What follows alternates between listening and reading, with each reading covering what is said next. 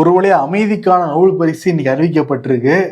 இந்த நோபல் பரிசு எனக்கு வேணும்னு எவ்வளவு அடம் பிடிச்சாரு ட்ரம்ப். ஆமா, இதெல்லாம் அமைதியா அறிவிச்சுட்டு அப்படியே போயிடுவாங்க. அதையே கலவரமா மாத்தி எனக்கு தான் கொடுக்கணும்னு கேட்டுட்டு இருந்தாரு. ஒட்டுமொத்த பேருமே இந்த நோபல் பரிசு இன்னைக்குதான் காத்துக்கிட்டு இருந்தாங்க, யாருக்கு கொடுக்க போறாங்க, ட்ரம்ப் கொடுப்பாங்களா அப்படின்னு சொல்லிட்டு. சரி, ட்ரம்ப்புக்கு கொடுக்கல. அதுக்கு முன்னாடி இலக்கியத்துக்கான நோபல் பரிசு யாருக்கு கிடைச்சுன்னு வந்து பார்த்தலாம். லாஸ்லோ கிராலான்ஸ்கோர்கை அப்படிங்கிற ஹங்கேரியை சேர்ந்த நபர்களுக்கு வந்து கொடுக்கப்பட்டிருக்கு.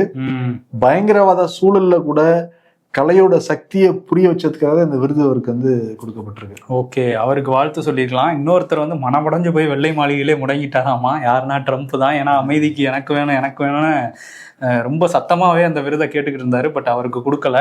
போச்சு, இன்னைக்கு வெள்ளிக்கிழமை வேற. என்ன வெள்ளிக்கிழமை அறிவிப்பாப்புல ஏதாவது முக்கியமான கோவத்துல என்ன வரி போட போறாரோ தெரியல. நார்வே நாட்டுல இருந்தா அந்த விருதெல்லாம் கொடுக்குறாங்க, என்ன பண்ண போறாருன்னு தெரியல.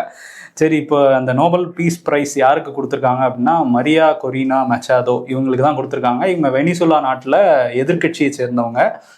அந்த வெனிசுலா நாடு வந்து ஒரு சர்வாதிகார பாதையிலேருந்து இப்போ தான் ஜனநாயக பாதைக்கு மாறிக்கிட்டு இருக்கு. அந்த பாதை மக்களோட ஜனநாயக உரிமையை மீட்டெடுக்கிறதுக்காக ஓய்வில்லாமல் உழைச்சவங்க தான் இந்த மரியா. அவங்க வந்து அது அமைதியான முறையில் இந்த ஆட்சி மாற்றம், அதாவது சர்வாதிகார பாதையிலேருந்து ஜனநாயக பாதைக்கு மாற்றுறதுக்கான எல்லா வேலைகளையும் பண்ணது இவங்க தான் அப்படின்னு சொல்லி நோபல் பீஸ் பிரைஸ் கமிட்டி வந்து அவங்களுக்கு கொடுத்துருக்குறாங்க. இப்போ அவங்க என்ன சொல்கிறாங்கன்னா, இது இந்த இயக்கத்துக்கு கிடைத்த வெற்றி எனக்கே ரொம்ப ஷாக்கிங்காக தான் இருக்குது அப்படின்லாம் சொல்லியிருக்காங்க.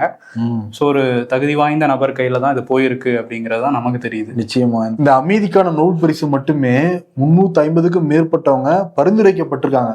அதுல தான் மரியா வந்து தேர்ந்தெடுக்கப்பட்டிருக்காங்க. அதுல ட்ரம்ப் ஒருவர் தேர்ந்தெடுக்கப்படாதவர்.